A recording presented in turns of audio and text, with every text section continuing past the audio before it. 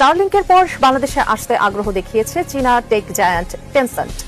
পাবজির মতো mobile games ও উইচ্যাটের মতো super অ্যাপের নির্মাতা এই প্রতিষ্ঠান বাংলাদেশ আসলে অভাবনীয় গতি আসতে পারে সফটওয়্যার ও প্রযুক্তি খাতে। বিস্তারিত ইমতিয়াজ আলমের রিপোর্ট।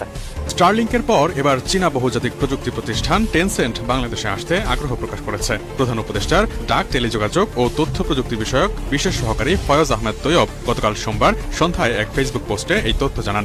ফেসবুক পোস্টে ফয়েজ আহমদ তৈয়ব লেখেন, বাংলাদেশে এসেছে মার্কিন জায়ান্ট স্টারলিংক। সোমবার তাদের লাইসেন্স আবেদন অনুমোদন করেছেন প্রধান উপদেষ্টা। বাংলাদেশে বিগ টেক জায়ান্ট আসার যাত্রাটা প্রধান উপদেষ্টা অধ্যাপক ডক্টর মোহাম্মদ ইউনুসের হাত ধরেই শুরু হলো।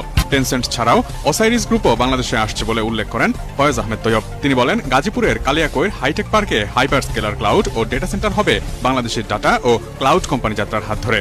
এখানে হচ্ছে বিগ জায়ান্টদের জন্য বিশ্বমানের সিকিউরিটি ক্লাউড সেটআপ, যেখানে আসতে পারে মেটা, গুগলের পেলোড।